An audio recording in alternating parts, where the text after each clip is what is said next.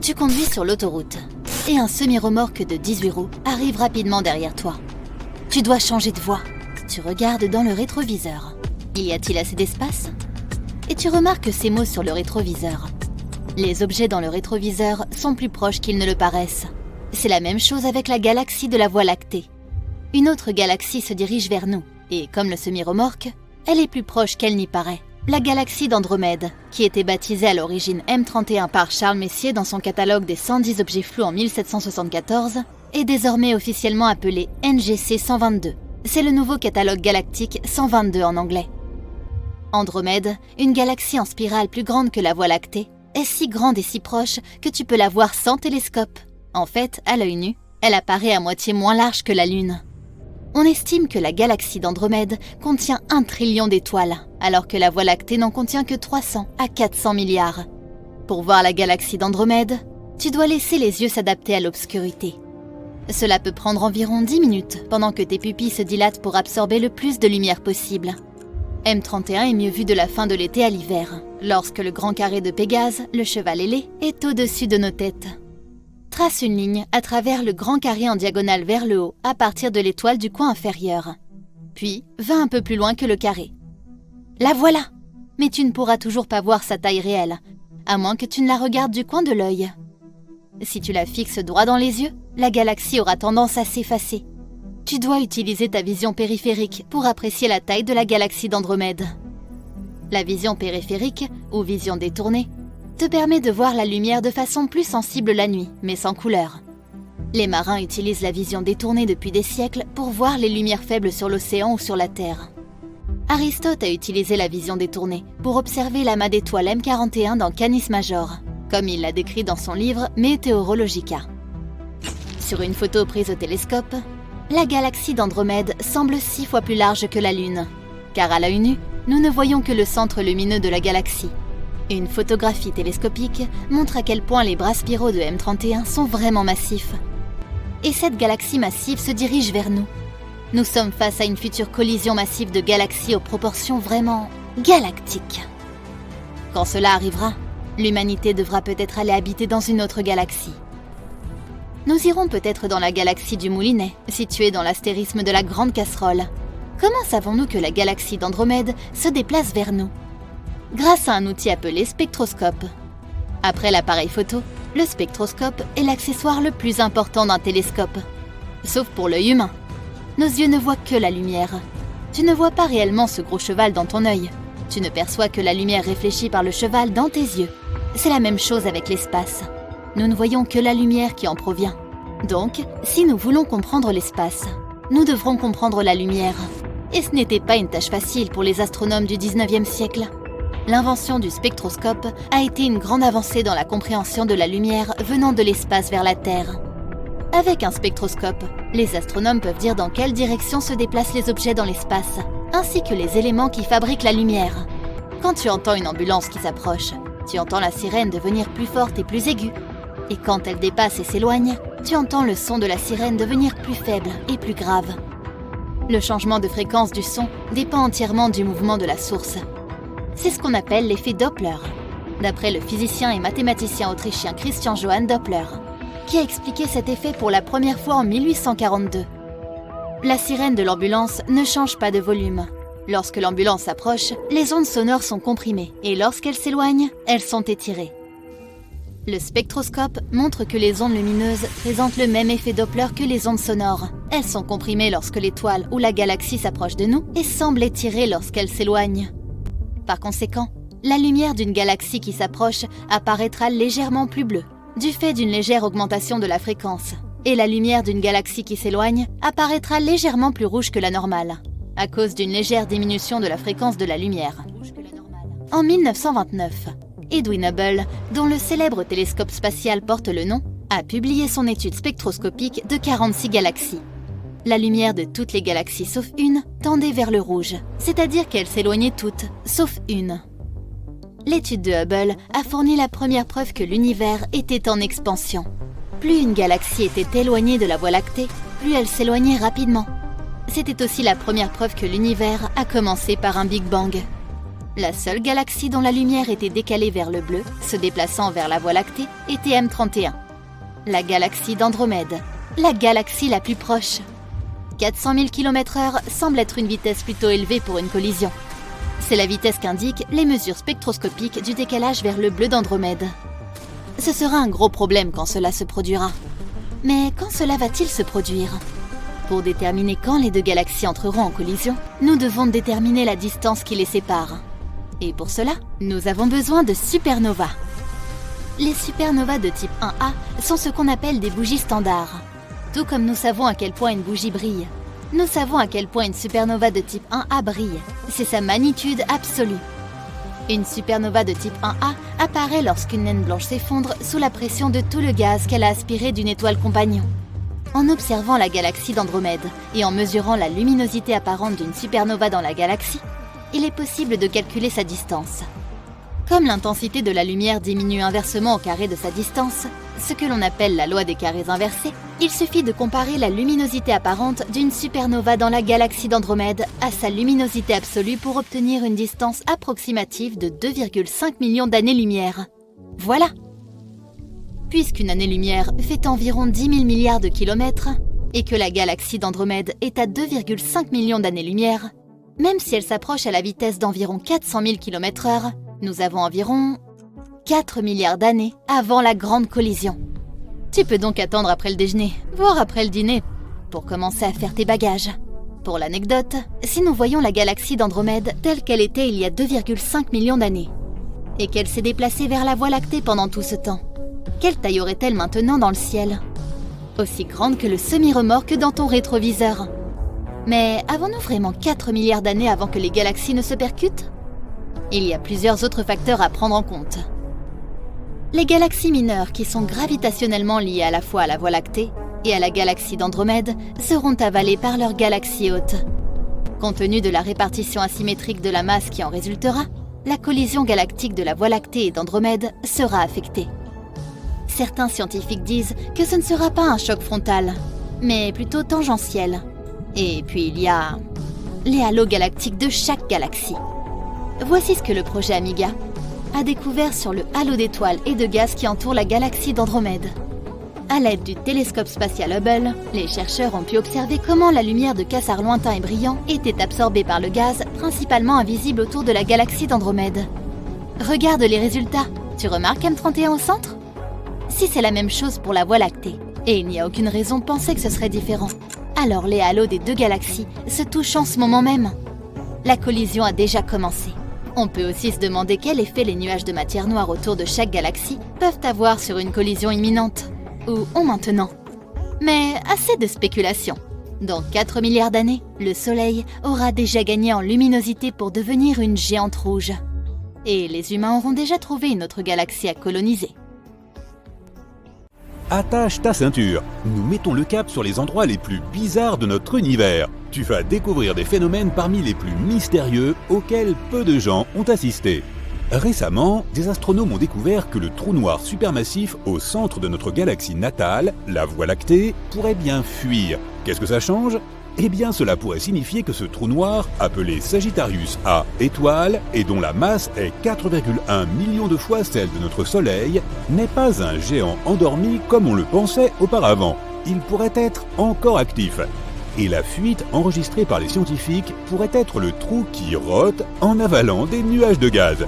Eh, ça arrive même aux meilleurs d'entre nous. Au cours de leurs recherches, l'équipe d'astronomes a eu recours au télescope spatial Hubble. Il les a aidés à repérer un jet semblable à la flamme d'un chalumeau. Il se détachait des nuages d'hydrogène au centre de notre galaxie. Ce jet semblait cracher du gaz comme un tuyau qui arroserait un tas de sable. Cela se produit souvent autour d'autres trous noirs actifs, entourés par toute la matière qu'attire leur immense attraction gravitationnelle. Une partie de ces matériaux est attirée dans le trou noir, mais une petite partie est rejetée vers l'extérieur par de puissants champs magnétiques. Les recherches suggèrent que lorsqu'un nuage de gaz gigantesque s'approche trop près de notre trou noir supermassif, il est avalé, et le trou éructe alors de petits jets de matière. Les bulles de Fermi pourraient être le résultat des éructations qui se sont produites il y a environ 2 à 4 millions d'années. Mais récemment, les scientifiques ont découvert une autre bulle géante de gaz chaud. Elle est alignée avec le jet qui s'étend sur plus de 35 années-lumière à partir de notre trou noir supermassif. Les astronomes soupçonnent que ce jet aurait pu s'enfoncer dans cette bulle de gaz et la faire croître. Maintenant, allons visiter d'autres endroits à couper le souffle de notre univers. Mais faites très attention, certains d'entre eux sont extrêmement dangereux. Comme cette étoile à neutrons surnommée pulsar de la Veuve Noire. Tout comme l'arachnide du même nom, il grignote son partenaire, une étoile naine brune plutôt légère. Plus ce pulsar consomme de matière, plus il tourne lentement. L'énergie que l'étoile à neutrons perd dans le processus fait que son compagnon stellaire s'étiole. Si elles existent, les pattes nucléaires sont le matériau le plus solide de tout l'univers. Formée à partir des restes d'étoiles éteintes, cette substance est comprimée pour former des enchevêtrements de matière ressemblant à des spaghettis. Elle peut se casser, mais seulement si tu y appliques 10 milliards de fois la pression nécessaire pour briser l'acier. Que dirais-tu de visiter une planète où il pleut du verre? Perso, je ne préfère pas. Cette exoplanète bleu vif semble paisible et légèrement familière.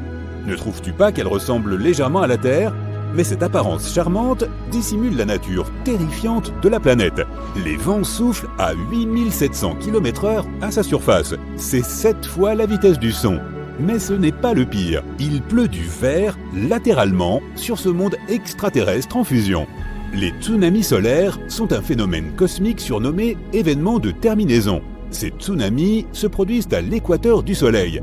Des collisions cataclysmiques de champs magnétiques semblent provoquer de gigantesques tsunamis jumeaux de plasma.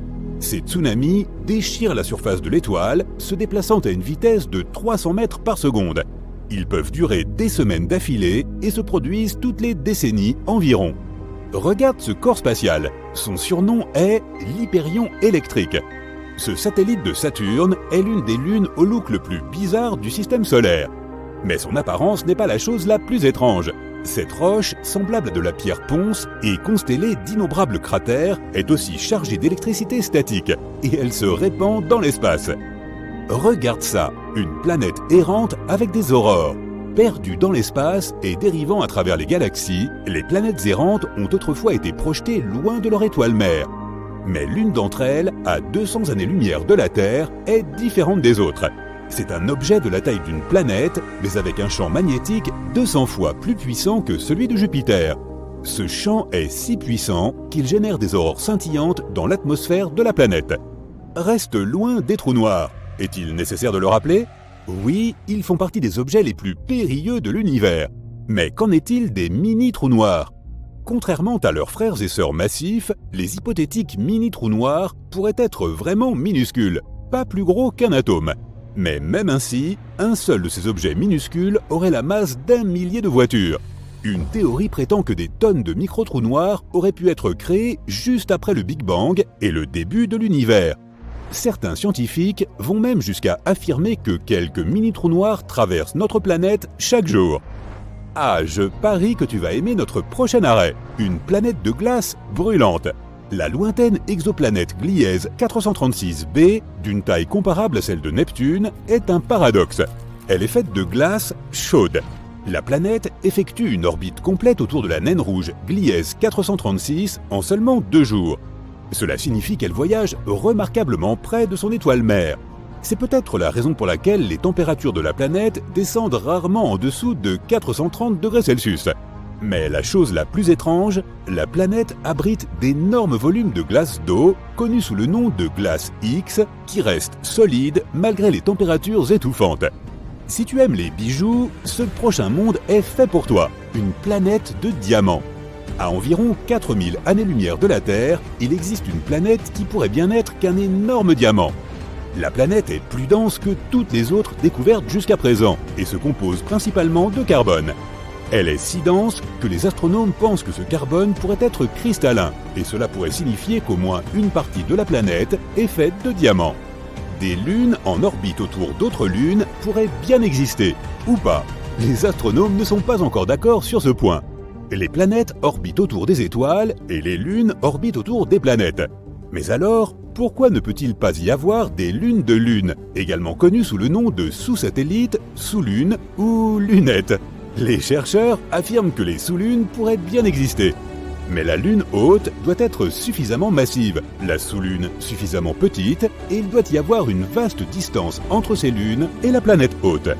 Maintenant, nous t'emmenons dans la galaxie des fossiles cosmiques.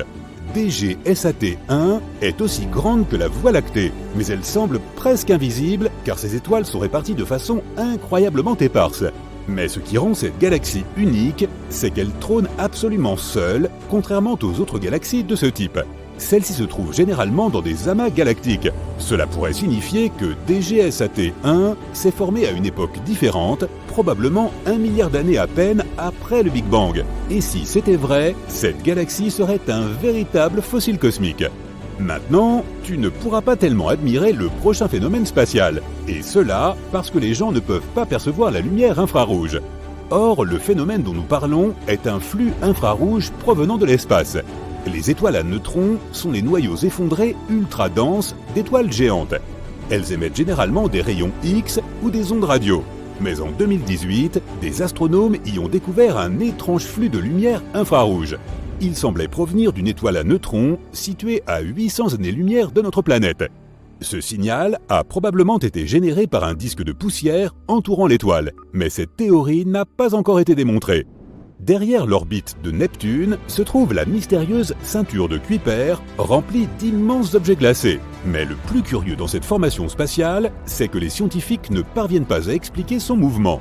La seule explication qu'ils possèdent est que Neptune pourrait cacher à notre vue une planète gigantesque. Cette planète hypothétique a déjà reçu le nom de planète 9 et il ne nous reste plus qu'à attendre que son existence soit confirmée. Ou pas. Rendons maintenant visite à notre étoile. Mais nous devons faire attention à ne pas nous approcher de trop près, car l'atmosphère du Soleil est plus chaude que la surface de l'étoile même. Alors qu'à la surface, les températures atteignent 5500 degrés Celsius, la haute atmosphère se réchauffe à des millions de... La Voie lactée est l'un des plus grands mystères de l'univers. Il est difficile de savoir quelle est la taille de notre galaxie, et l'une des principales raisons est que nous vivons dedans. Imagine que tu te promènes dans un centre commercial. Tu peux dire qu'il est grand, mais tu ne peux pas en être certain tant que tu ne l'as pas réellement vu d'un point de vue extérieur. La Voie lactée est composée de milliards d'étoiles lointaines qui, de loin, ressemblent à un chapelet de lumière. Il te suffit donc de mesurer la distance entre ces étoiles, et voilà, tu as la réponse. Pas vraiment. Nous avons peut-être oublié de mentionner les nuages de poussière opaque qui nous bloquent la vue. Certains scientifiques ont été assez têtus pour exécuter des modèles informatiques sur la façon dont les galaxies se forment et évoluent.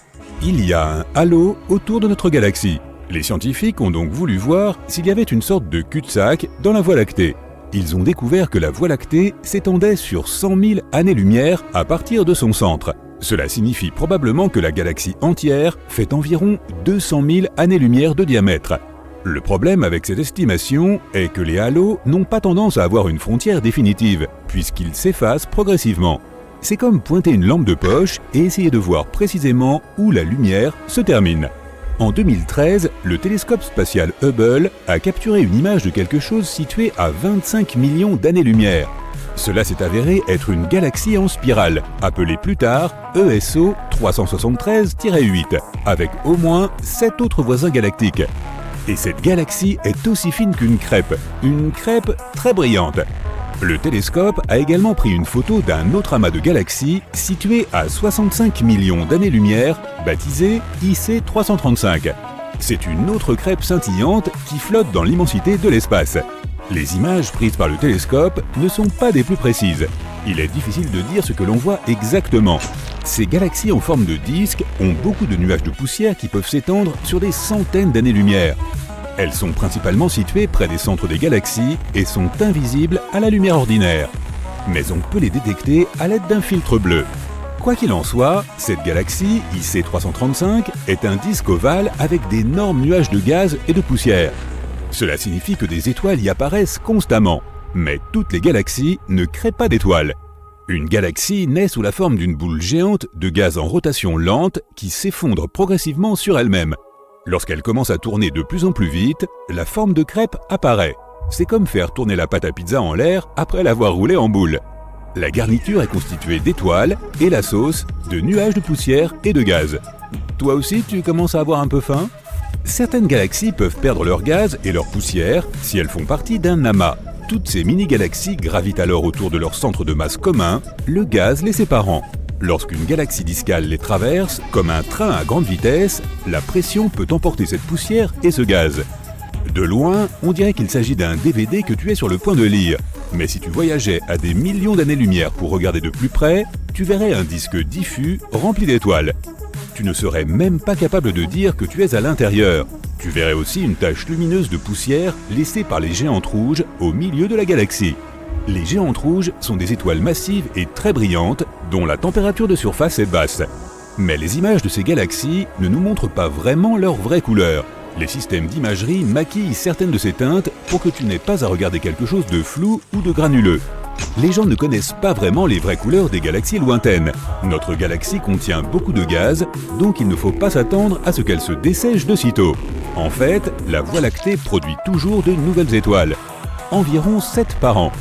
Mais certaines galaxies s'éteignent lorsqu'elles ne peuvent plus créer d'étoiles. On appelle cela la strangulation, et cela se produit lorsque les galaxies manquent de gaz, ce qui signifie qu'il n'y a plus de nouveaux matériaux pouvant être utilisés pour créer des étoiles. Le gaz et la poussière ne sont pas les seules choses que tu puisses trouver dans une galaxie. Tout comme un magicien qui sort d'un chapeau un lapin ou des fleurs, les galaxies nous réservent d'autres surprises. Tout comme les planètes, ces boules de matière qui tournent sur elles-mêmes et autour d'autres objets. Techniquement, les planètes sont loin d'être de forme parfaitement ronde, mais elles ne sont pas non plus plates comme les galaxies en spirale. C'est surtout à cause de la gravité. Elle est si forte qu'une planète attire tout vers son centre, prenant la forme d'une sphère. Au cours de ce processus, tous les bords et tout ce qui pourrait dépasser sont aplanis. Mais plus un corps spatial est petit, moins il est rond. Prends une comète, elle n'a pas toujours une surface lisse. Elle est petite et par conséquent, ses bords sont rugueux et pointus. Étant donné la taille de la Terre, on peut dire que la gravité y est forte par rapport à celle de la Lune ou de tout autre objet spatial de plus petite taille. Et à cause de la rotation constante de notre planète, il y a un renflement vers l'extérieur de la Terre. Ce tiraillement entre la gravité qui tire vers l'intérieur et la rotation de la planète ne permet pas à la Terre d'être une boule parfaite. En plus de ne pas être une sphère parfaite, la planète Terre est également inclinée. Ce défaut de conception est responsable des saisons que nous connaissons. Cette inclinaison a pu apparaître parce que des millions d'années après sa formation, la Terre est probablement entrée en collision avec une protoplanète. Un grand corps spatial en phase de devenir lui-même une planète. Vénus est unique, car elle tourne à l'envers par rapport au reste de ses semblables. Si tu te tenais sur Vénus, la planète la plus chaude de notre système solaire, tu verrais le Soleil se lever à l'ouest et se coucher à l'est.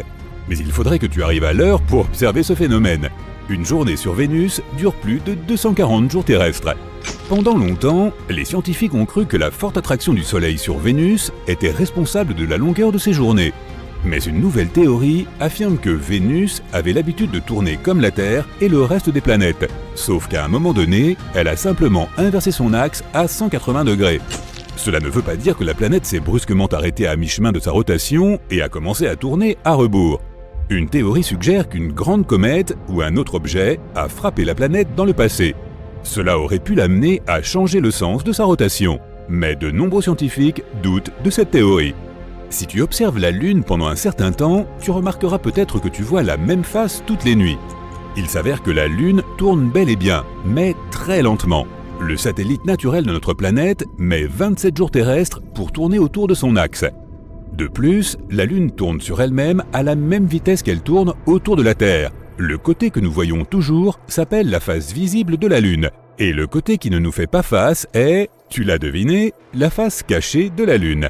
L'axe de rotation d'Uranus est incliné de 98 degrés par rapport au plan du système solaire. Ce qui signifie en gros que la planète tourne sur le côté. Pendant un moment, les scientifiques ont cru qu'un gros objet filant dans l'espace avait heurté Uranus, provoquant son inclinaison. Mais il y a un hic. Les lunes d'Uranus sont recouvertes de glace. Une collision aussi puissante qu'elle a fait basculer la planète aurait eu pour conséquence de perturber le mouvement des lunes et leur position. Or, ces dernières semblent relativement épargnées, et toute la glace qui les recouvre est encore intacte. Tout changement majeur survenu avec Uranus aurait généré suffisamment d'énergie pour faire fondre la glace. Une autre raison de la position étrange d'Uranus pourrait être ses anneaux. Oui, Uranus a des anneaux tout comme Saturne, sauf qu'ils sont plus légers et moins lumineux. Les anneaux de Saturne sont principalement des milliards de morceaux de glace et de roches flottant en orbite. Certaines particules peuvent être de la taille d'un caillou, tandis que d'autres peuvent atteindre la taille d'une maison. D'autres particules sont des restes de comètes, d'astéroïdes et de lunes déchiquetés par la gravité de Saturne. Si tu observes les anneaux de loin, ils ressemblent à des bandes colorées composées de milliers de stries différentes. Mais il n'y a en fait que 8 couches d'anneaux. Uranus aurait pu avoir des anneaux tout aussi beaux que ceux de Saturne il y a environ 4,5 milliards d'années. L'équilibre entre la gravité de Saturne et ses anneaux pourrait être responsable du maintien de la planète en position verticale afin qu'elle ne bascule pas. Si Uranus avait les mêmes anneaux, il pourrait empêcher la planète de basculer. Pour résoudre le problème de basculement d'Uranus, il faudrait peut-être que la planète retrouve ses anneaux. Ils aideraient ainsi Uranus à garder son équilibre. Des millions de personnes dans le monde entier sortent dans les rues et sur les toits pour observer cet étonnant phénomène cosmique. Une autre planète, juste à côté de la Lune, grosse et rouge. Au début, tout le monde est excité. Mars, qui sort de nulle part, a un effet étrange sur l'humanité. Tout comme la Lune peut affecter l'état psychologique et physique de certaines personnes, la visite inattendue de Mars amène les gens à se comporter de façon assez étrange. Chaque nuit, le ciel est éclairé par la lumière blanche de la Lune et la lueur rouge de Mars. Beaucoup de gens ressentent une sorte d'insomnie instantanée. Certains arrêtent même de boire du café car ils ne se sentent plus fatigués. Mars fait ressortir l'énergie, voire même un peu de sauvagerie chez les gens. Elle les fait rire davantage et rend même quelques pauvres gens fous. Ils commencent à sortir de chez eux plus souvent et à profiter de ce ciel nocturne inhabituel. Quelques jours plus tard, tout le monde peut voir ce qui se passe. Mars grossit. Les scientifiques annoncent que la planète rouge se dirige lentement vers la Terre. La collision est inévitable. Les terriens n'ont plus que quelques années à vivre. Il y a quelques mois, un énorme astéroïde s'est écrasé sur la planète rouge avec une telle force que Mars a tout simplement quitté son orbite et s'est mis à dériver. La probabilité que Mars se rapproche de la Terre a toujours été assez élevée. Après environ 3 secondes d'annonce, la nouvelle est devenue virale et la panique s'est installée. La situation est de plus en plus grave. Plus Mars se rapproche, plus cela affecte les gens sur le plan physique. Des centaines de vidéos apparaissent montrant des simulations de collision entre Mars et la Terre. Et il n'y a jamais de happy end. Tu veux voir ce qui va se passer ? Demande une célèbre blogueuse à ses abonnés. La Terre est presque entièrement recouverte d'eau. Et Mars n'est que poussière, sable et roches. Puis elle place une énorme pastèque au milieu de sa chambre. Du coin opposé, elle lance une boule de bowling vers le fruit et c'est un strike. Mars semble presque de la même taille que la Lune à présent. Elle est sur le point d'entrer dans l'orbite de cette dernière et elle affecte le champ magnétique de la Terre. Inondations, ouragans, tsunamis, orages puissants, c'est de pire en pire. Les animaux deviennent fous, les oiseaux ne migrent plus vers le sud, les aurores, autrefois polaires, apparaissent dans les Caraïbes. L'économie n'encaisse pas si bien la nouvelle, les gens cessent de se rendre au travail. Pourquoi continuer à travailler ? Ils veulent juste s'amuser et être avec leurs proches. Il y a assez de ressources sur la planète pour tenir jusqu'à la catastrophe. Alors, personne n'essaie de régler les problèmes de la Terre. Les vêtements, la nourriture, les voitures, les yachts, tout perd sa valeur et devient gratuit. Chaque jour, d'énormes fêtes de rue apparaissent dans le monde entier. Les gens décident de vivre leurs derniers mois dans la paix et l'harmonie. La catastrophe mondiale unit l'humanité comme jamais auparavant. Pour partir en fanfare, les terriens s'associent pour organiser un énorme concert de rock. La géante rouge qui détruit notre belle planète bleue. Oui, le rock'n'roll est la bande-son parfaite. Il y a juste assez de temps pour manger, danser, faire la fête et écouter de la bonne musique. D'immenses scènes sont installées partout sur la planète. C'est le dernier concert de chaque musicien. Pendant toute cette préparation, l'espoir apparaît soudainement. Les scientifiques ont calculé tous les événements qui se produiront lorsque Mars s'écrasera sur la Terre. Et ils ont un plan simple. Heureusement, les humains avaient déjà prévu de se rendre sur Mars, si bien qu'ils avaient commencé à construire des vaisseaux spatiaux depuis des années. Les gens n'auront pas le temps de se rendre sur une autre planète avant la collision. Mais ils pourront attendre la catastrophe juste en dehors de l'orbite de la Terre. Tu pourras t'asseoir dans une station spatiale, grignoter du popcorn, te détendre et profiter du spectacle. Lorsque la poussière retombera, il sera peut-être possible de retourner sur Terre, ou ce qu'il en reste. Après avoir pris connaissance de ce plan, les gens commencent à travailler nuit et jour pour terminer les vaisseaux. Tout le monde participe. Il reste encore 2 ans avant le grand jour. Les immenses scènes de concert sont transformées en d'autres stations spatiales. Mars donne maintenant plus d'énergie aux gens et grâce à un incroyable travail d'équipe, les gens parviennent à créer des milliers de stations en quelques mois seulement. Voilà ce qui arrive lorsque 7 milliards de personnes travaillent ensemble. Fermiers, kinésithérapeutes, cuisiniers, ingénieurs, athlètes, comptables, tout le monde travaille de concert. Mars est maintenant plus proche de nous que la Lune. La géante rouge bloque le Soleil et notre planète est plongée dans l'obscurité. Il ne reste plus que quelques jours. Les gens travaillent comme des fourmis dans une colonie massive, mettant la touche finale à plusieurs centaines de milliers de stations spatiales. Il faut 4 jours entiers pour que tout le monde monte à bord.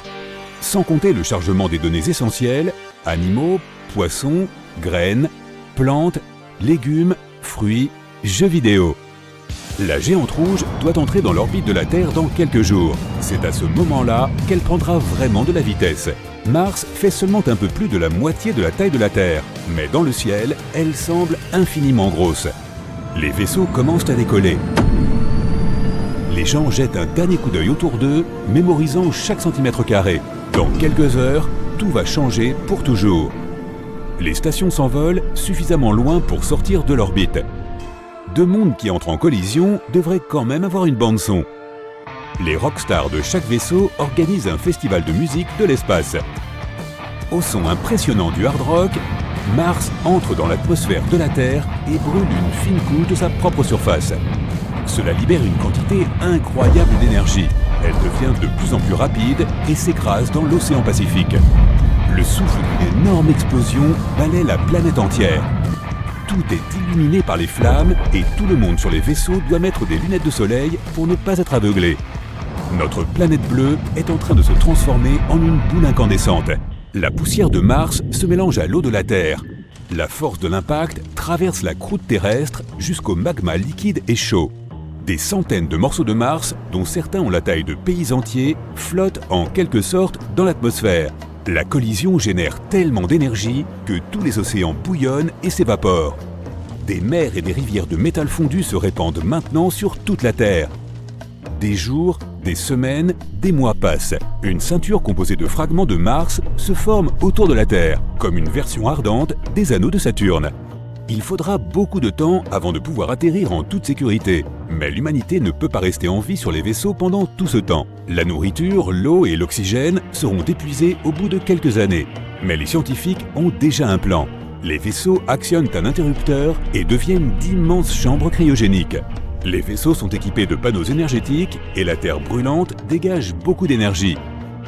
Largement assez pour faire fonctionner les vaisseaux pendant que tout le monde à bord fait une sieste de quelques milliers d'années. Dès que la planète se refroidira, les humains se réveilleront. Des centaines de milliers d'années passent. Un jour, des alarmes se déclenchent simultanément sur tous les vaisseaux. Les gens se réveillent lentement. Leurs corps sont épuisés, mais après quelques milliards de tasses de café, tout le monde est prêt à partir.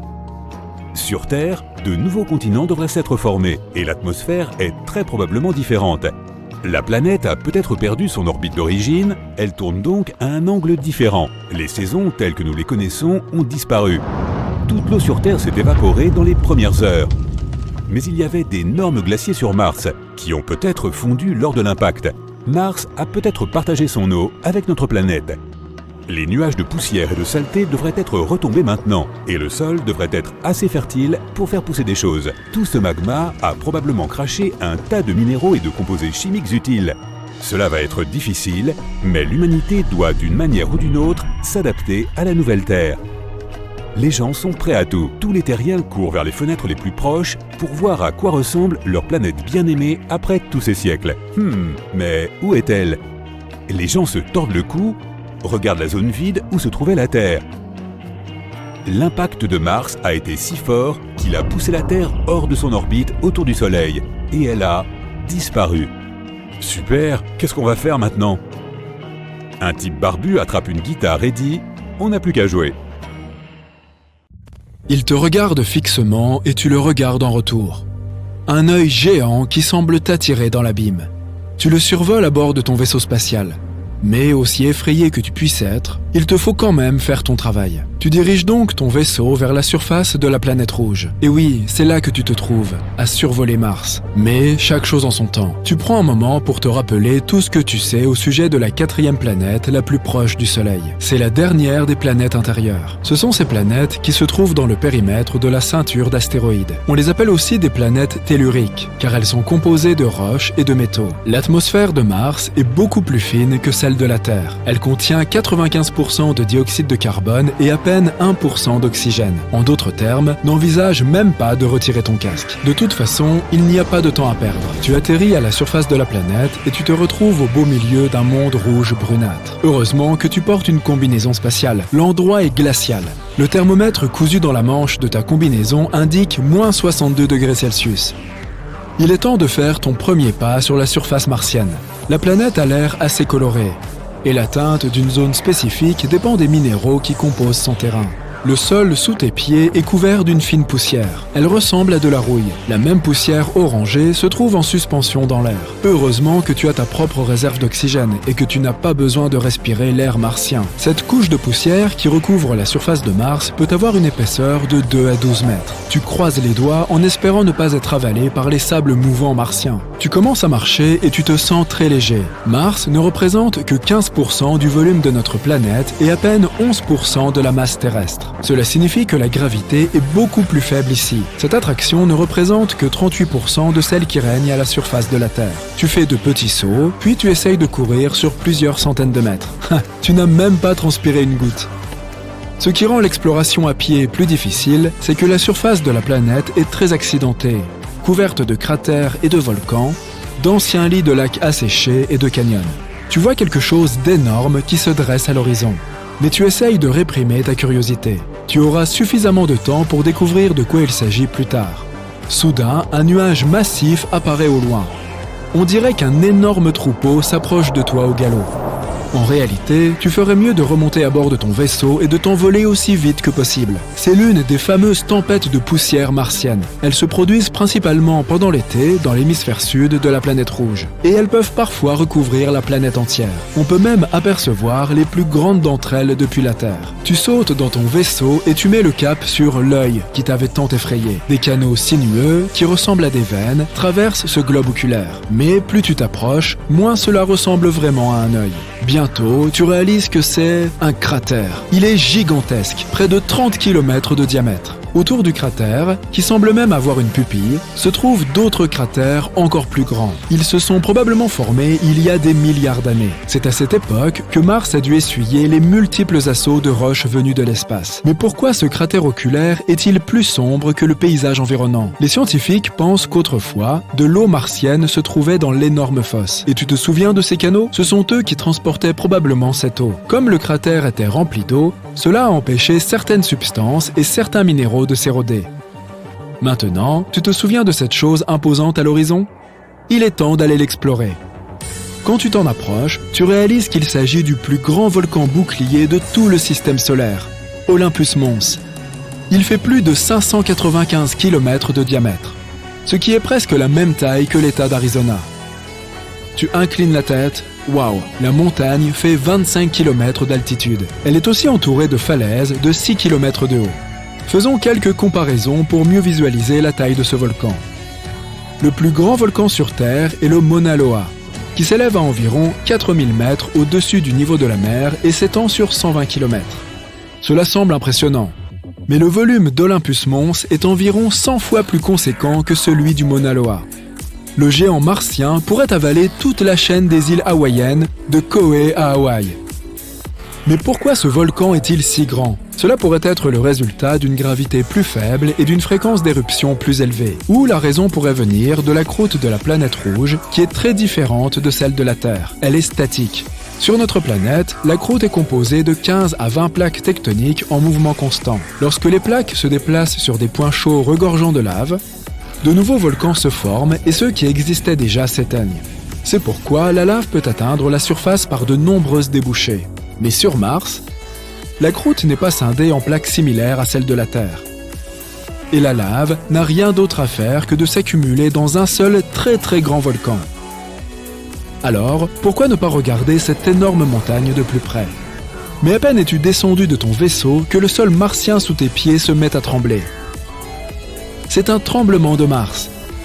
Mais comment cela peut-il se produire si Mars n'a pas de plaque tectonique active en mouvement? Les spécialistes de la NASA sont convaincus que ces tremblements se produisent lorsque l'énergie à l'intérieur de la planète est soudainement libérée. Cela entraîne des fractures de la roche et des fissures dans la croûte de la planète. Une autre secousse puissante et l'une de ces crevasses s'ouvre juste à côté de toi. Tu tombes au sol, trop terrifié pour bouger. Mais bientôt, tout se calme. Tu attends quelques minutes, juste pour être sûr, et tu te lèves. Oh, regarde! Voici une occasion parfaite d'explorer les entrailles de la planète rouge. La fissure est suffisamment grande pour y envoyer un robot de recherche. La croûte de la planète est fine et se compose de roches basaltiques.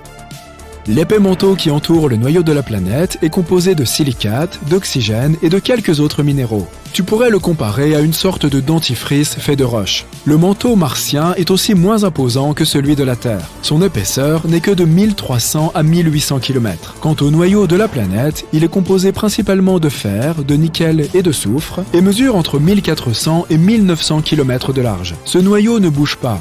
C'est pourquoi Mars ne dispose pas d'un champ magnétique.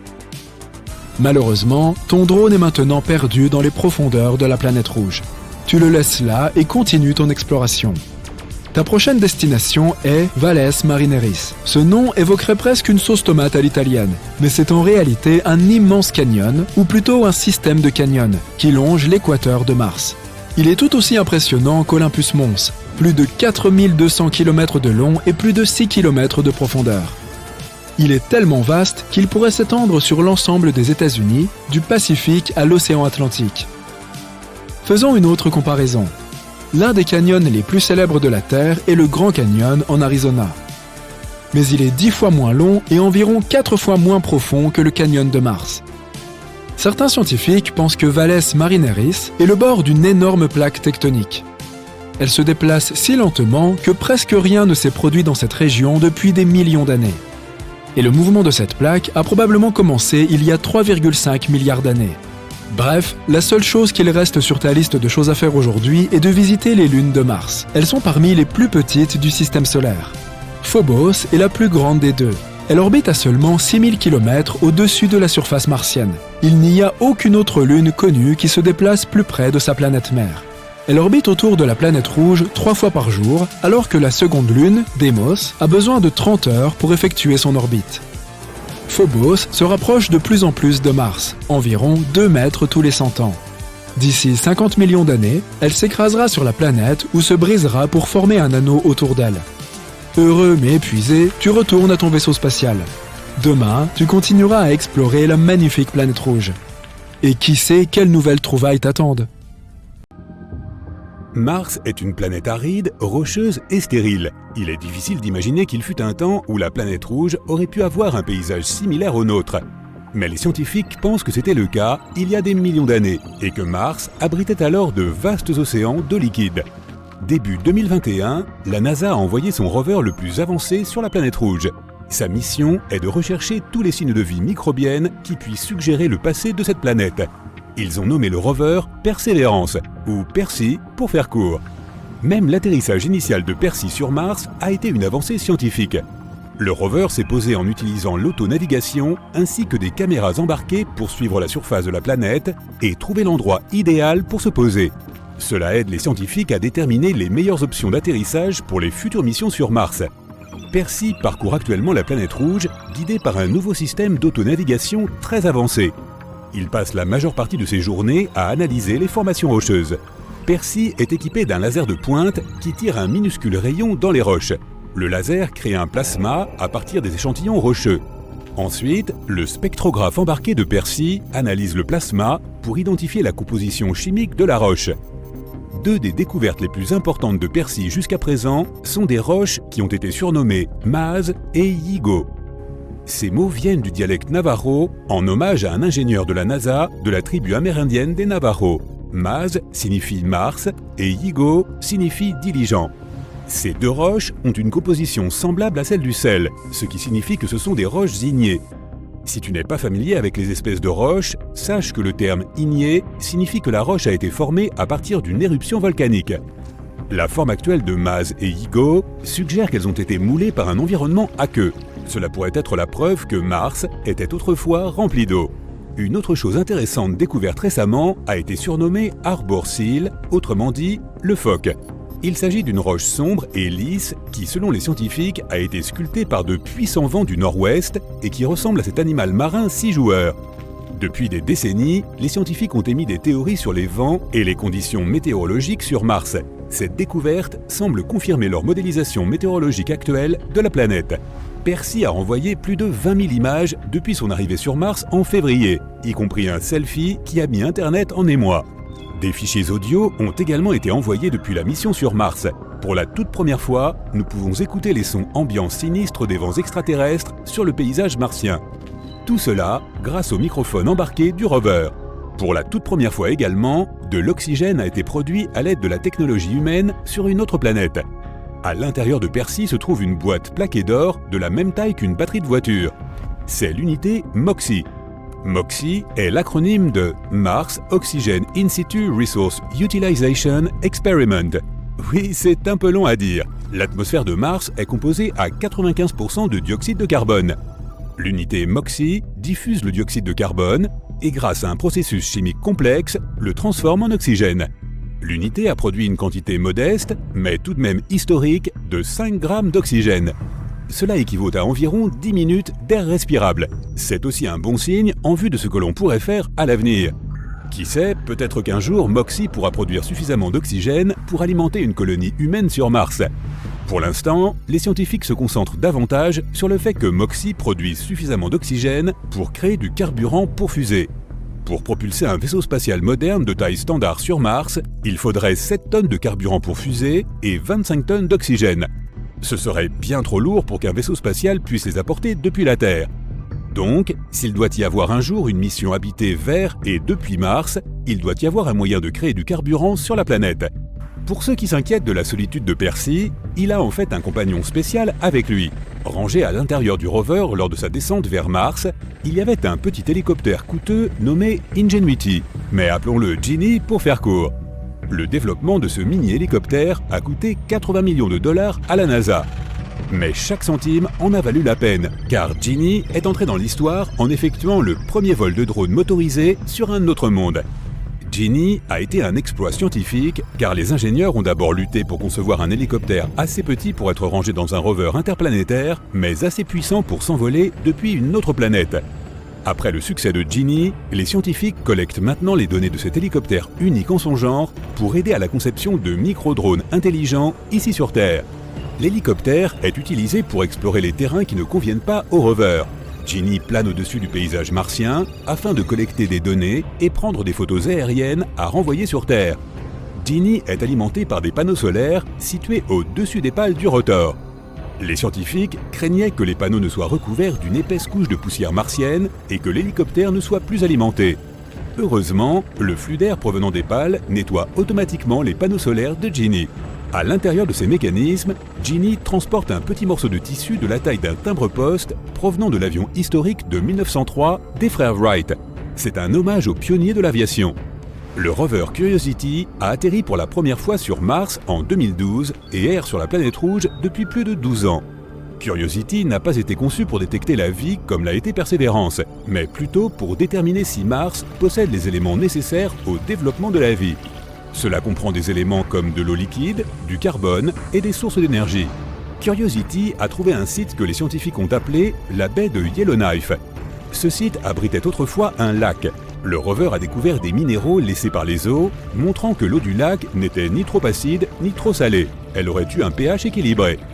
Du carbone, de l'azote et d'autres éléments qui pourraient potentiellement soutenir la vie ont tous été trouvés dans le cratère de l'ancien lac. Et le plus important, c'est que Curiosity a trouvé des sources d'énergie potentielles pour la vie microbienne. Alors peut-être qu'il pourrait bien y avoir une vie sur Mars après tout. Curiosity est entré dans l'histoire en étant le premier rover martien à être témoin et à mesurer une tempête de poussière à l'échelle planétaire. Tout comme sur Terre, le vent souffle constamment sur Mars et érode les couches géologiques. Cela crée beaucoup de poussière qui finit par former de gros nuages. Les nuages de poussière absorbent la lumière du soleil et se réchauffent, ce qui rend les vents plus intenses. Sans pluie ni océan, les nuages deviennent parfois si gros qu'ils enveloppent toute la planète et créent une tempête de poussière géante. En 2018, Curiosity a assisté à l'une de ces grandes tempêtes depuis la surface martienne. Il a constaté que la lumière du soleil sur la planète avait diminué de 97% et que de nombreuses grandes dunes de sable avaient été laissées derrière lui. Curiosity a passé plus de 10 ans à mesurer les radiations de l'environnement martien. Cela permet aux scientifiques de déterminer si les humains peuvent visiter la planète rouge en toute sécurité sans être irradiés. Jusqu'à présent, les nouvelles sont encourageantes et les niveaux de radiation de Mars sont comparables à ceux que connaissent les astronautes à bord de la Station spatiale internationale. Cela signifie que les astronautes pourraient endurer un aller-retour de longue durée sans avoir à trop s'inquiéter des radiations. Mars abrite le plus grand volcan du système solaire, Olympus Mons. Ce volcan géant mesure 22,5 km de haut, soit environ 2,5 fois la taille du mont Everest. Le volcan s'est formé il y a des millions d'années, à une époque où Mars était rempli d'innombrables volcans, crachant de la lave en fusion sur la surface de la planète. Olympus Mons est un volcan bouclier, donc plutôt que de cracher violemment de la lave et des flammes dans les airs, la lave s'écoulait lentement le long des parois du volcan. C'est ce qui lui donne son aspect bas et trapu et une pente moyenne de seulement 5%. Âgé de seulement quelques millions d'années, Olympus Mons est encore un volcan assez jeune. Pour cette raison, les scientifiques pensent qu'il pourrait potentiellement être encore actif. Il pourrait donc entrer en éruption à un moment donné dans le futur. Le rover Curiosity ne se contente pas d'observer la géologie locale, il prend aussi note de ce qui se passe dans le ciel. En mars 2021, il a capturé ces couleurs chatoyantes et iridescentes dans le ciel, appelées nuages nacrés. Ce phénomène coloré se produit généralement peu de temps après la formation des nuages, lorsque toutes les particules du nuage ont une taille presque identique. C'était le 2 septembre 1859. Partout en Europe et en Amérique du Nord, les gens se sont réveillés pendant la nuit, confus et encore fatigués. Ils étaient sûrs que c'était déjà le matin. Il faisait clair dehors, mais en regardant par la fenêtre, ils ont découvert que ce n'était pas la lumière du soleil.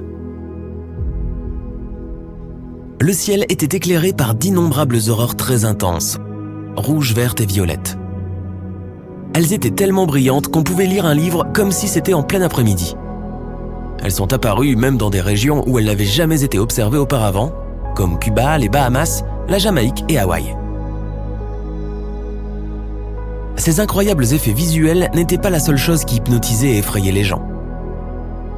Le truc le plus high-tech de l'époque, le télégraphe, souffrait de court-circuit dans toute l'Europe et les États-Unis. Des étincelles jaillissaient des équipements et de nombreux opérateurs humains avaient reçu des décharges électriques. Les papiers dans les télégraphes prenaient feu. Toutes les machines avaient été immédiatement déconnectées de leur batterie. Et pourtant, elles continuaient mystérieusement à envoyer des messages coupés. Les incendies déclenchés par les courts-circuits s'étaient propagés sur de grandes surfaces. Les lumières colorées continuaient à danser au-dessus de leur tête. Tout cela avait provoqué une panique et une confusion totale. Les habitants de la Terre n'avaient jamais rien vu ou vécu de tel auparavant. À cette époque, très peu de gens savaient que le Soleil était le responsable de ce chaos. L'un d'entre eux était l'astronome anglais Richard Carrington. Le 1er septembre, vers 11h du matin, cet homme se tenait près d'un télescope dans son observatoire privé. Il observait les taches à la surface du Soleil. Soudain, 2 points avec une lumière blanche intense ont explosé. Ils semblaient aussi brillants que la lumière directe du Soleil. À ce moment, l'astronome ne savait plus quelle terrible confusion allait provoquer ces éruptions. Plus tard, il est devenu évident que le Soleil avait produit une énorme tempête géomagnétique et l'avait libérée sur la couche protectrice de notre planète. Les particules chargées se sont abattues sur l'atmosphère terrestre vague après vague. Le champ magnétique de la planète n'a pas été assez puissant pour les arrêter. Quand il a cédé, la tempête a frappé la Terre, ce qui a provoqué des ravages. Ce phénomène a reçu le nom d'événement de Carrington. Jusqu'à présent, il s'agit de la pire tempête solaire jamais enregistrée. Heureusement, elle s'est produite alors que les gens ne disposaient pas encore de technologies avancées et n'étaient pas si vulnérables à la force géomagnétique du Soleil. La tempête solaire de 1859 a été 3 fois plus puissante que celle du 13 mars 1989. 3 jours avant qu'elle ne commence, les astronomes ont observé une énorme éruption à la surface du Soleil. En quelques minutes, un nuage de gaz de plusieurs milliards de tonnes a été projeté loin de l'étoile. Il s'est précipité directement vers notre planète à une vitesse de plusieurs millions de kilomètres à l'heure. Le lundi 12, l'énorme masse de plasma solaire a atteint le champ magnétique terrestre. Cette tempête a été si violente qu'elle a allumé des aurores spectaculaires et créé des courants électriques souterrains sous l'Amérique du Nord. Ces courants ont dû trouver quelques faiblesses dans le réseau électrique du Québec au Canada. En moins de 3 minutes, la ville entière a été privée d'électricité. Des millions de personnes se sont retrouvées dans des rues obscures, des bâtiments sombres et bloqués dans des ascenseurs. Ils se sont réveillés dans des maisons glacées, incapables de préparer leur petit déjeuner. La coupure de courant de 12 heures qui a suivi a entraîné la fermeture de commerces, d'aéroports et d'écoles. Le métro de Montréal a également été fermé. Aux États-Unis, des centaines de réseaux électriques ont commencé à avoir des problèmes quelques minutes après que la tempête a frappé la surface de la Terre. Heureusement, aucun de ces problèmes n'a conduit à une panne de courant. Cette tempête a été suffisamment violente pour perturber les systèmes de communication par satellite et les signaux radio. Certains satellites spatiaux sont tombés hors service pendant quelques heures. Beaucoup d'entre eux ont souffert de mystérieux problèmes qui ont disparu dès que la tempête a commencé à se calmer. Aucun journal n'en a parlé, mais en 2012, la Terre a aussi failli être frappée par une énorme tempête solaire. La plus intense de ces 150 dernières années. Le 23 juillet, les astronomes du Space Weather Prediction Center, dans le Colorado, ont repéré 2 nuages de particules énergétiques. Ils ont fait éruption à la surface du Soleil et sont partis vers l'espace. 19 heures plus tard, ces nuages sont passés à l'endroit que notre planète venait de quitter. Si l'éruption solaire s'était produite quelques jours plus tôt, la Terre se serait retrouvée dans la ligne de mire. Et si une tempête solaire aussi puissante que le célèbre événement de Carrington se produisait de nos jours, quels seraient les dommages supplémentaires qu'elle causerait ? Notre vie reviendrait-elle à la normale avec une catastrophe pareille ? Avant de connaître les réponses à ces questions, essayons de comprendre ce qu'est exactement une tempête solaire. Le Soleil est une gigantesque boule de gaz en fusion qui change constamment. De temps en temps, il crache des rafales d'énergie, éruptions solaires. Elles vont souvent de pair avec ce qu'on appelle des éjections de masse coronale. Ce sont des bulles géantes de gaz ionisé qui peuvent atteindre une vitesse de plus de 966 km par seconde. Les plus puissantes éruptions volcaniques sont petites par rapport aux éruptions solaires qui libèrent 10 millions de fois plus d'énergie. En quelques minutes, une éruption solaire peut émettre des milliards de tonnes de particules chargées. Les éruptions solaires sont également incroyablement chaudes, avec des températures atteignant plusieurs millions de degrés Celsius. Les astronomes pensent que ce genre d'explosion de rayonnement solaire se produise lorsque le champ magnétique du Soleil est tordu dans certaines régions. À un moment donné, toute l'énergie accumulée est libérée. L'étoile envoie de la lumière et des particules, principalement des électrons et des protons. La plupart des éruptions solaires durent quelques minutes, mais certaines continuent pendant des heures. Les scientifiques classent les éruptions solaires en fonction de leur intensité en rayons X. Tu ne remarqueras probablement pas les plus petites éruptions si tu n'as pas un équipement spécial. Les éruptions solaires de taille moyenne entraînent des coupures radio rapides au pôle, mais rien de bien grave. Ce sont des éruptions de classe X dont les gens devraient s'inquiéter. Elles provoquent les tempêtes solaires les plus fortes et longues. Lorsque les gens pensent au danger qui vient de l'espace, la plupart d'entre eux imaginent un astéroïde qui s'approche, comme celui qui a anéanti les dinosaures. Mais apparemment, c'est surtout notre bon vieux Soleil qui devrait nous inquiéter. Une tempête solaire super forte qui se dirigeait vers la Terre ne se produirait pas d'un seul coup. Tout d'abord, il y aurait des rayons solaires de haute énergie, principalement des rayons ultraviolets et des rayons X. Ils ioniseraient la haute atmosphère de notre planète et perturberaient les communications radio. Après cela, une tempête de radiation frapperait la Terre. Et enfin, quelques jours plus tard, un nuage colossal de particules solaires chargées atteindrait notre atmosphère. Ces particules interagiraient avec le champ magnétique de la planète et feraient des ravages dans le monde entier. Si une intense tempête solaire se produisait de nos jours, elle commencerait par perturber les GPS et par détruire les satellites. Si des astronautes étaient en sortie dans l'espace à ce moment-là, ils n'auraient que quelques minutes après le premier éclair pour trouver un abri. Leur vaisseau spatial serait probablement suffisamment bien protégé et sûr. Le principal défi serait de rentrer dedans à temps. Après cela, la tempête continuerait d'interférer avec les communications par satellite. C'est pourquoi des tonnes de tes activités quotidiennes, d'appeler tes amis à payer avec ta carte de crédit, seraient en péril. Mais l'une des pires conséquences serait la connexion au réseau électrique. Les surtensions causées par les particules provenant du Soleil endommageraient les énormes transformateurs. Il faudrait des années pour les remplacer, surtout si des centaines voire des milliers de transformateurs sont détruits. Dans certains endroits, la défaillance d'un réseau électrique entraînerait l'effondrement d'autres réseaux, créant une réaction de type domino. Imagine vivre sans électricité pendant un jour, un mois, un an. Pas de lumière, pas d'ordinateur, pas de téléphone. Les systèmes d'approvisionnement d'eau seraient hors service. Pas de nourriture dans les supermarchés. De plus, sans électricité, il serait quasiment impossible de redémarrer les réseaux électriques déjà en panne. Une puissante tempête solaire coûterait entre 1 et 2 trillions de dollars.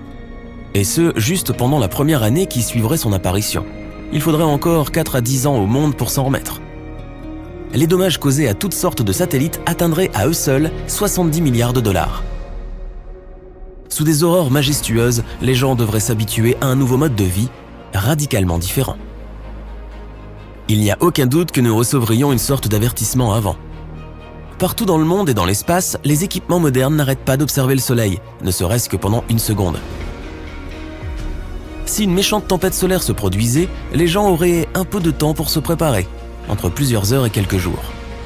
Et si les transformateurs sont mis hors service à temps, les conséquences ne seraient pas aussi dramatiques. Maintenant, les nouvelles suivantes sonnent un peu effrayantes. Il y a aussi des super-éruptions stellaires. Comparées à elles, les rafales de rayonnement de notre Soleil sont des petites bricoles. Les super-éruptions se produisent surtout dans les étoiles jeunes et actives. En 2016, les astronomes ont vu ce genre de phénomène.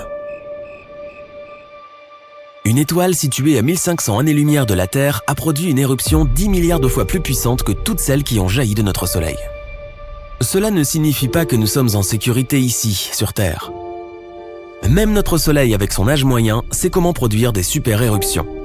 Mais alors que les jeunes étoiles peuvent en avoir une par semaine ou même plus souvent, pour le Soleil, c'est une fois tous les 1000 ans. Et pourtant, si les gens ne trouvent pas comment protéger la planète, une seule super-éruption pourrait déchiqueter notre couche d'ozone et anéantir la vie sur Terre. Ok. Tu lèves les yeux et tu vois un flash orange vif dans le ciel. Quelques instants plus tard, tu entends un boom si fort que les vitres des fenêtres autour de toi éclatent en morceaux. Et puis tu le vois, un énorme bout de roche spatiale brûlant au-dessus de ta tête et se dirigeant vers la Terre. Lorsqu'il touche la surface, l'explosion laisse derrière elle un énorme cratère. Il fait 19 km de profondeur et il est aussi large que le lac Michigan. Après cet impact, les 3/4 de tous les organismes vivants de notre planète se battent pour survivre. Cet événement a eu lieu il y a environ 66 millions d'années. Et l'éclair brillant dans le ciel n'était autre que ce fameux astéroïde qui a anéanti les dinosaures. De nos jours, nous avons de nombreux moyens de nous en protéger. Par exemple, nous pourrions nous cacher dans des bunkers profondément enterrés et survivre. De tels bunkers seraient d'ailleurs bien utiles car il y a de nombreux astéroïdes dans le ciel. Et certains d'entre eux n'attendent que leur fenêtre de tir pour faire des ravages sur la Terre. À commencer par l'astéroïde 1990 MU. En 2027, il s'approchera de façon alarmante de notre planète. De nombreux experts craignent que la force gravitationnelle de la Terre n'attire le rocher qui a la taille de 2 ponts de Brooklyn. Dans ce cas, il se rapprocherait et finirait par s'écraser sur la surface de la planète. Un tel impact provoquerait une onde de choc qui serait ressentie sur d'autres continents. Une fois que l'astéroïde aurait touché le sol, il y aurait une explosion. Elle serait si brillante qu'on pourrait se dire qu'un nouveau soleil vient d'apparaître ici même sur Terre. La collision libérerait une énorme quantité d'énergie qui se transformerait ensuite en chaleur. Tout ce qui se trouve autour du point d'impact prendrait feu instantanément. Et si l'astéroïde tombait dans l'eau, cela provoquerait des vagues de tsunami plus hautes que l'Empire State Building. De nombreuses villes côtières seraient inondées, la poussière qui s'élèverait après l'explosion recouvrirait le soleil et le monde serait plongé dans l'obscurité. Si la poussière restait dans l'air assez longtemps, le climat de la planète changerait et la Terre commencerait lentement à geler. Si tu penses qu'une si petite météorite ne peut pas causer de si graves dommages, regarde la météorite de Tcheliabinsk. Elle a frappé la Terre pendant l'hiver 2013. Lorsque la roche spatiale est entrée dans l'atmosphère, des personnes situées à des kilomètres ont entendu une forte détonation. L'objet brillant et incandescent s'approchait de la surface terrestre à une vitesse d'environ 18 km par seconde. À mi-chemin, il s'est scindé en plusieurs morceaux. Cela a provoqué plusieurs ondes de choc plus fortes. Lorsque les fragments ont touché le sol, cela a provoqué un important tremblement de terre. Et la réplique des explosions a brisé les fenêtres de 5000 bâtiments. Les habitants de 6 villes autour du lieu du crash ont ressenti les secousses de l'impact. Or, cette météorite ne faisait que 18 mètres de diamètre. Heureusement, l'astéroïde 1990 MU passera a priori à une distance raisonnable de notre planète, donc nous ne serons pas en danger. Ouf! Mais le prochain astéroïde qui s'approchera de la Terre aura un diamètre de 4,8 km. Il s'appelle 3122 Florence. Si ce géant frappe notre planète, il pourrait rayer des continents entiers de la surface de la Terre. En 2017, ce rocher spatial s'est terriblement rapproché de nous. On pouvait le voir dans le ciel, même avec un petit télescope. L'astéroïde suivant est le plus gros dont il faille s'inquiéter, 1999 JM8. Il est à peu près aussi large que Manhattan, et il a la fâcheuse habitude de s'approcher de la Terre un peu trop près au goût de tous. Un petit astéroïde nommé 2020 VT4 s'est approché de notre planète plus près qu'aucun autre ne l'a jamais fait. En novembre 2020, il a survolé l'océan Pacifique à une altitude à peine inférieure à la distance entre Los Angeles et Las Vegas. Cette roche spatiale avait la taille d'une grosse voiture. S'il avait pénétré dans l'atmosphère terrestre, l'astéroïde se serait désintégré complètement avant de toucher le sol. Les chutes d'astéroïdes et de météorites ne sont pas si rares sur notre planète. Mais heureusement, la plupart d'entre eux s'embrasent et se consument lorsqu'ils entrent dans l'atmosphère. C'est Mars qui est responsable de ces pluies de météorites si fréquentes. La planète ne se trouve pas loin de la principale ceinture d'astéroïdes du système solaire. Et parfois, l'attraction gravitationnelle de la planète rouge attire les astéroïdes qui s'y trouvent. Puis Mars les fait tourner et les projette dans notre direction, un peu comme une fronde. Heureusement que nous sommes protégés par Jupiter. C'est la plus grosse planète de notre système solaire et elle possède un champ gravitationnel incroyablement puissant. Celui-ci maintient la ceinture d'astéroïdes en place et nous évite d'être constamment frappés par une pluie de météorites. Et c'est une bonne nouvelle, étant donné que Cérès se trouve dans la ceinture d'astéroïdes. Cet énorme rocher de l'espace est si massif que l'on considérait autrefois que c'était une planète. Puis, pendant de nombreuses années, les scientifiques ont catégorisé Cérès comme un astéroïde. Mais en 2006, il a finalement été reclassé comme une planète naine. Cet objet spatial représente à lui seul un tiers de la masse totale de la ceinture d'astéroïdes, soit environ 4% de la masse de notre Lune. Si la Terre avait la taille d'une pièce de 5 centimes, Cérès aurait la taille d'une graine de pavot. Si un astéroïde de plusieurs kilomètres de diamètre se dirigeait vers notre planète, pourrait-on le stopper? Nous pourrions briser le rocher en plus petits morceaux à l'aide d'une explosion massive. On n'aurait d'ailleurs même pas besoin d'atteindre l'astéroïde géant. Il suffirait seulement de se rapprocher de sa surface. Boum! Une puissante explosion d'énergie diviserait l'astéroïde en plusieurs gros morceaux et des tonnes de débris. Les plus petites pierres se consumeraient dans la chaleur dégagée par l'explosion. Et cela modifierait également la trajectoire de l'astéroïde. Les plus gros fragments brûleraient en entrant dans l'atmosphère. Tous les témoins de cette exceptionnelle pluie de météorites auraient la chance d'admirer un magnifique spectacle de feu. Un autre moyen de protection pourrait être un bélier cinétique. En termes simples, il s'agirait d'un énorme objet que les gens enverraient vers l'astéroïde en approche. Ou bien un vaisseau spatial lourd. C'est la méthode que les scientifiques ont choisie pour empêcher l'astéroïde Apophis de tomber sur la Terre. Cet astéroïde mesure 366 mètres de diamètre et passe souvent près de notre planète, s'approchant jusqu'à 30 571 km au-dessus de nos têtes. L'astéroïde va à nouveau passer près de notre planète en 2029, et il est possible qu'en 2036, il s'écrase sur la Terre. Si cela se produit, l'explosion laissera un cratère de plus de 4,8 km de diamètre. Dans un rayon de 10 km autour de la zone d'impact, tous les bâtiments et tunnels de métro s'effondreront ou seront lourdement endommagés. L'événement déclenchera également un puissant tremblement de terre. Dans un rayon de 50 km autour du cratère, les vitres des voitures et des maisons seront brisées. Et à 120 km du point d'impact, le tremblement de terre déplacera les meubles des habitations. Une façon d'empêcher une telle catastrophe serait donc de construire un vaisseau spatial lourd. Il décollerait de la Terre, accélérerait, puis foncerait sur l'astéroïde à toute vitesse. L'impact modifierait la trajectoire de l'énorme rocher spatial, et il passerait finalement à bonne distance de notre planète. Nous pourrions aussi essayer d'arrêter l'astéroïde en l'enveloppant dans du papier d'aluminium. Cela rendrait sa surface réfléchissante et la pression solaire pourrait alors modifier progressivement la trajectoire de l'astéroïde. Une autre alternative consisterait à utiliser un remorqueur gravitationnel. Il faudrait envoyer un vaisseau spatial massif et sans équipage vers l'astéroïde. Il volerait jusqu'au rocher spatial et l'attirerait lentement auprès de lui grâce à sa propre force gravitationnelle. Un petit changement de cap suffirait pour que l'astéroïde croise notre planète sans la heurter. Une autre façon de protéger la Terre serait de construire un système de lentilles géantes dans l'espace. Tu as peut-être déjà essayé de concentrer la lumière du Soleil avec une loupe. Tu sais alors à quel point cette lumière concentrée peut être chaude. Imagine maintenant qu'on installe de nombreuses lentilles géantes, toutes dirigées vers un seul point. Les scientifiques pensent que le fait de focaliser un faisceau de lumière aussi puissant sur l'astéroïde ferait fondre et s'évaporer la roche, ce qui changerait lentement sa trajectoire. Un autre moyen supplémentaire de nous protéger serait d'installer plusieurs moteurs à sa surface. Cela transformerait l'objet spatial en une sorte de fusée, et on pourrait alors déterminer sa trajectoire depuis la Terre. Les étoiles errantes représentent un danger bien plus grand. Comme les astéroïdes, elles volent dans l'espace et peuvent entrer en collision avec tout ce qui se trouve sur leur trajectoire. Le problème est qu'elles ont une masse gigantesque, parfois comparable à celle de notre Soleil. Il y a environ 70 000 ans, un duo d'étoiles intergalactiques est passé en trombe devant le Soleil. Elles n'ont pas affecté la Terre, mais ont causé quelques perturbations à la périphérie du système solaire. Cet événement est susceptible de se reproduire. Un jour, l'étoile solitaire Gliese 710, qui a une masse équivalente à la moitié de celle de notre Soleil, se déplace en ce moment même vers notre système solaire.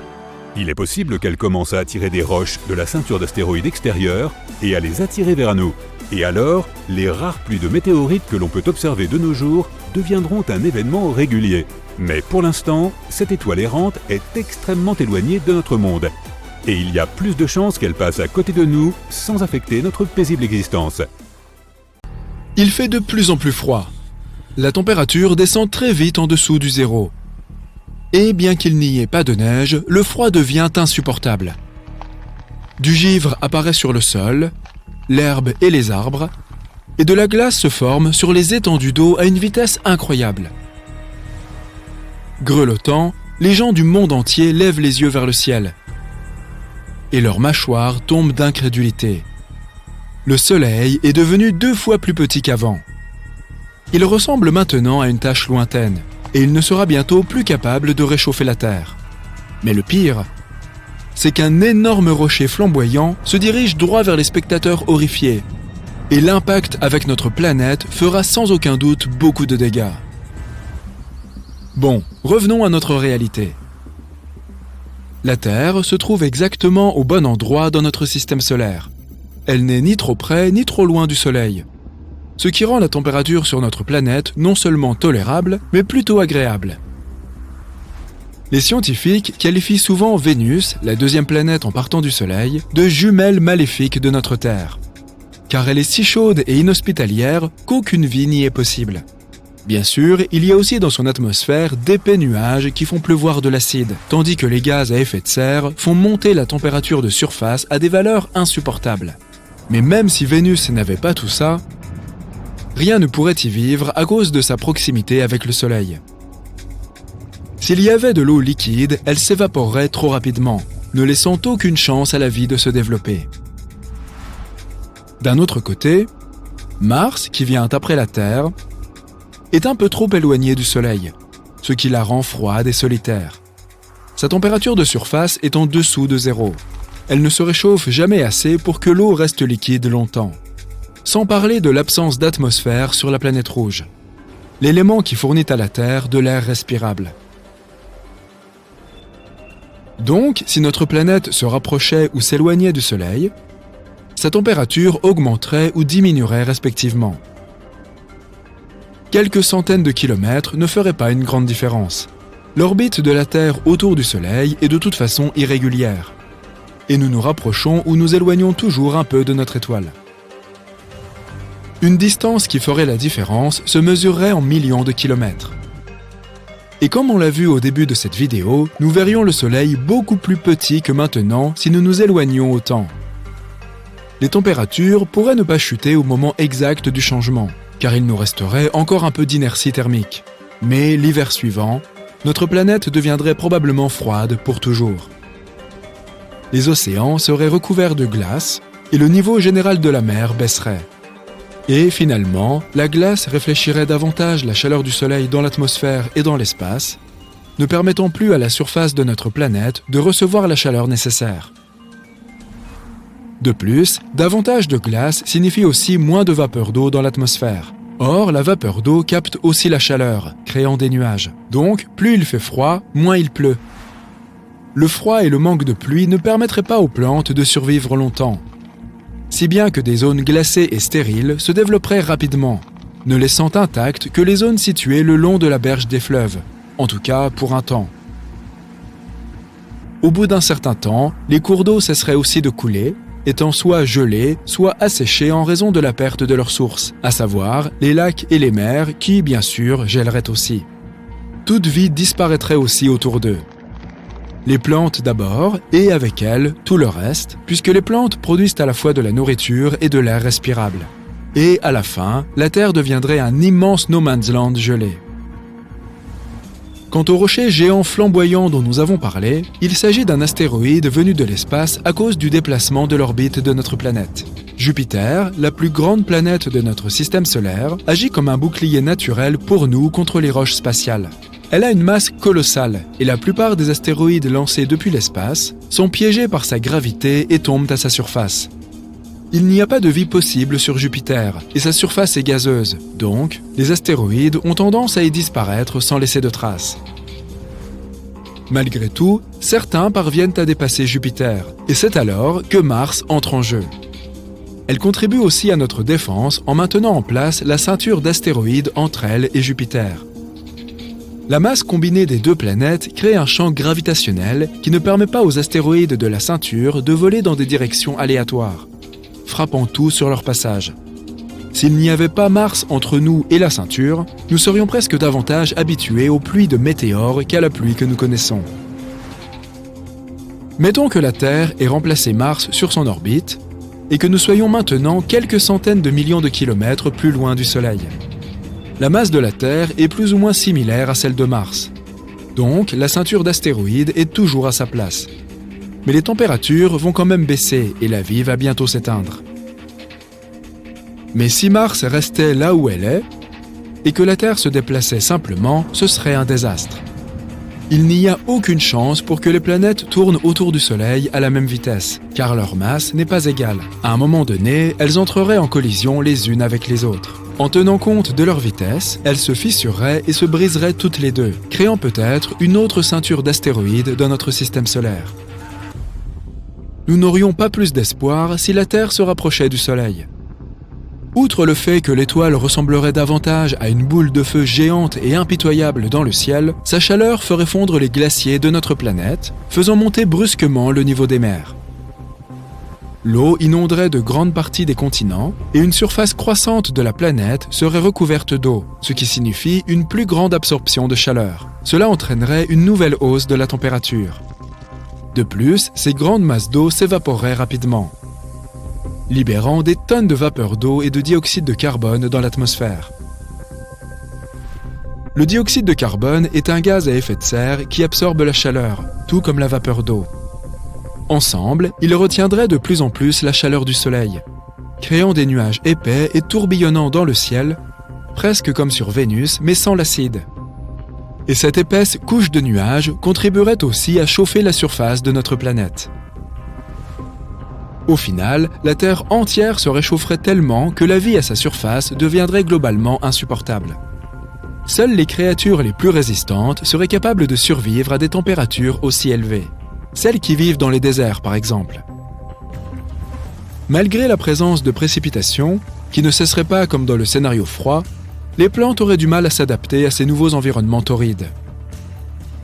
Celles des régions plus fraîches de la planète seraient les premières à se faner et à disparaître. Mais ensuite, les plantes des climats tempérés et enfin tropicaux disparaîtraient aussi. Et une fois de plus, la Terre se transformerait en une boule de roche stérile, mais cette fois-ci surchauffée plutôt que gelée. La distance de notre planète par rapport au Soleil, son inclinaison, sa vitesse de rotation autour de son axe, son orbite autour du Soleil, et même la présence de la Lune dans le ciel, tout cela est crucial pour que la vie sur Terre perdure. Par exemple, si la planète n'était pas inclinée par rapport au Soleil, il ferait une chaleur insupportable à l'équateur et un froid impossible au pôle. Les saisons cesseraient également de se succéder, divisant la Terre en bandes d'été et d'hiver sans fin. Avec l'inclinaison et la rotation actuelle, notre planète est chauffée uniformément de tous les côtés, comme un four à chaleur tournante. Elle se dirige vers le Soleil d'un côté pour se réchauffer, tandis que l'autre se refroidit pendant la nuit. S'il n'y avait pas d'alternance de jour et de nuit, nous ne vivrions probablement que dans certaines régions de notre planète où il y régnerait un crépuscule sans fin. Imagine notre vie sans ces magnifiques levées et couchers de soleil. Donc finalement, on va peut-être laisser les choses telles qu'elles sont, d'accord ? Des nuages de feu et de fumée s'élèvent et la fusée décolle. La Delta IV Heavy est l'une des fusées les plus puissantes jamais construites. 3 énormes moteurs brûlent des tonnes de carburant, ce qui permet au vaisseau spatial de prendre de l'altitude. Les 2 boosters latéraux se détachent et laissent le booster central pour la suite de l'ascension. Une fois en orbite, la fusée libère sa cargaison. Voici la sonde Parker Solar Probe, le premier vaisseau spatial à toucher le Soleil. Et nous allons suivre son voyage étape par étape. La sonde a été lancée le 12 août 2018 et a commencé son voyage vers notre étoile. Le Soleil est à 93 millions de kilomètres de la Terre. C'est 390 fois la distance Terre-Lune et 36 000 fois la largeur des États-Unis d'une côte à l'autre. Les particules de lumière que le Soleil émet ont besoin de 8 minutes pour parcourir cette distance. Pour nos fusées classiques, ce voyage prendrait plus de 200 jours. Mais la sonde Parker Solar Probe l'a parcouru plus rapidement en utilisant des manœuvres gravitationnelles.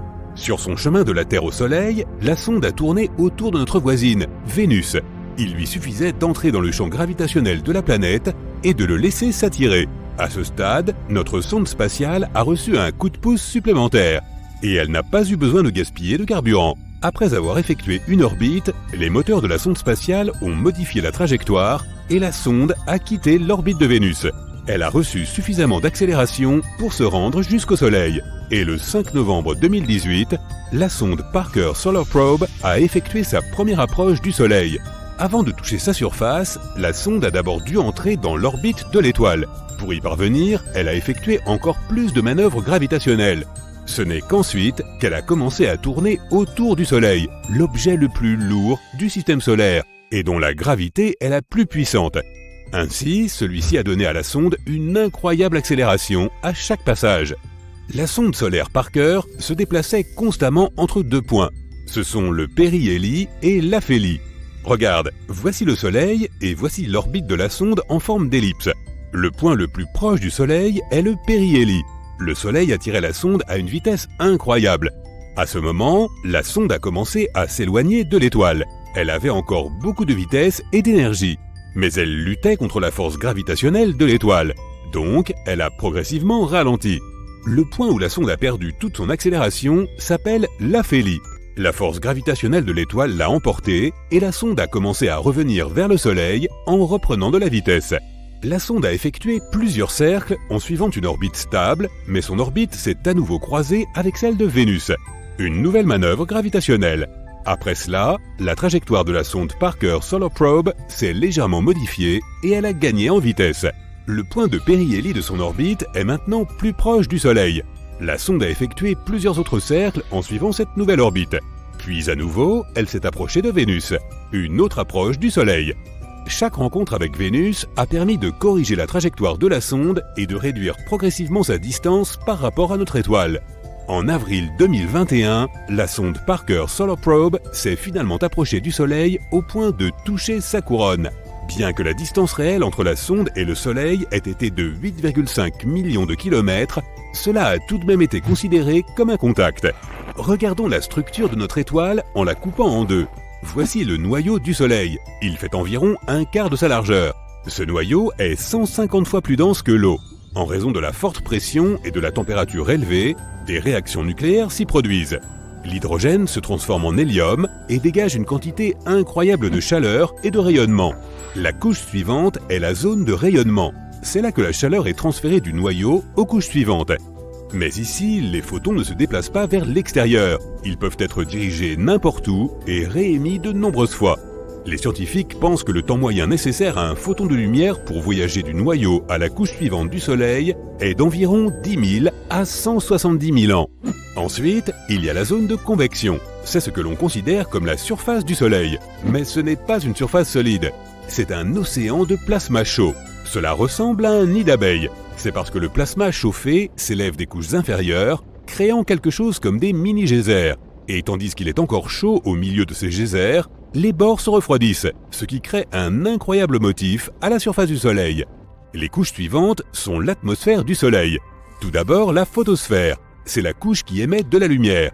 Et c'est exactement ce que tu vois quand tu regardes le Soleil. Mais attention, ne fais pas ça. Il faut un équipement spécial pour regarder notre étoile. La photosphère a jusqu'à 400 km d'épaisseur. C'est à peu près la hauteur à laquelle la Station spatiale internationale se déplace au-dessus de la Terre. Ensuite, la chromosphère, ou la sphère de couleur. Cette couche de l'atmosphère du Soleil donne à l'étoile sa teinte rougeâtre. Les protubérances solaires apparaissent ici. Ce sont de puissantes émissions de matière qui quittent la surface du Soleil.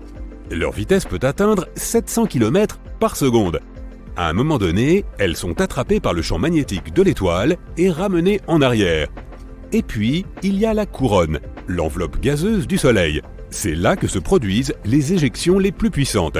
Tu peux voir la couronne pendant les éclipses, lorsque la Lune recouvre le disque solaire. Dans ce cas, tu peux voir une sorte de lueur autour de l'étoile. C'est la couronne. Elle s'étend sur des millions de kilomètres autour du Soleil. Et la sonde Parker Solar Probe a touché précisément cette zone. C'est là que la matière et le rougeoiement solaire sont encore soumis à la gravité de l'étoile et ne s'envolent pas dans l'espace. Et tout ce qui se trouve au-delà de cette zone est le vent solaire. Ce sont les matériaux et les radiations qui parviennent à échapper à la gravité du Soleil et s'envolent vers l'espace. La sonde solaire Parker a surpris les astronomes en fournissant plus d'informations sur cette frontière.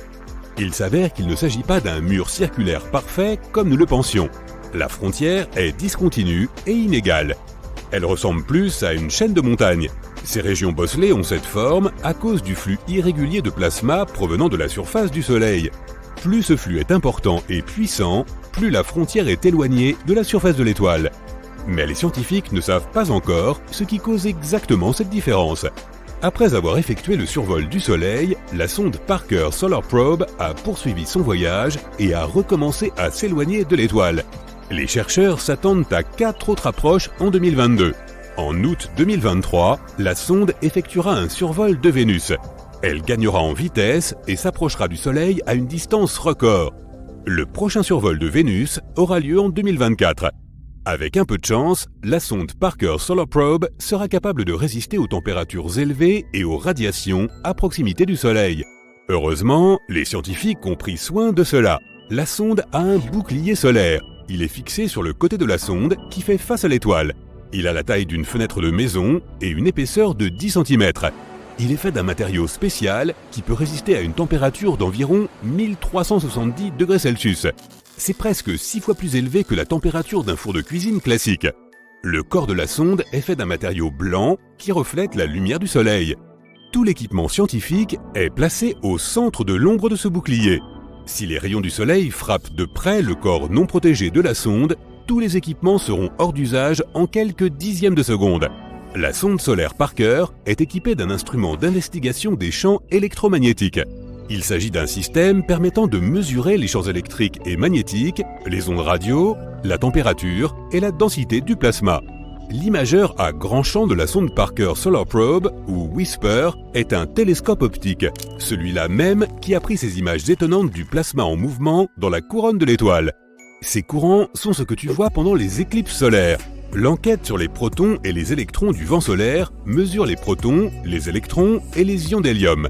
Elle aide les scientifiques à étudier les vents solaires. Elle nuit souvent à notre technologie. Des éruptions inattendues à la surface du Soleil provoquent de graves vents solaires. Ils peuvent brûler les puces des satellites en orbite autour de la Terre. Étant donné que nous avons l'ISS, où des gens travaillent en permanence, nous devons en savoir plus sur les vents solaires et sur la façon de nous en protéger. Alors que la sonde Parker Solar Probe poursuit ses recherches, elle a déjà établi plusieurs records mondiaux. C'est l'objet fabriqué par l'homme le plus proche du Soleil. C'est aussi le détenteur du record de vitesse. Lors de son approche finale du Soleil, la sonde a atteint une vitesse de 162 km par seconde. Cela signifie qu'elle pourrait couvrir la distance entre New York et Los Angeles en seulement 24 secondes. Et un voyage autour de la Terre prendrait environ 4 minutes. Un voyage vers la Lune dans un vaisseau spatial de ce type ne prendrait que 40 minutes. En 2025, la sonde Parker Solar Probe s'approchera au plus près du Soleil, atteignant une vitesse d'environ 690 000 km/h. Mais même cette vitesse ne représente que 0,064% de la vitesse de la lumière.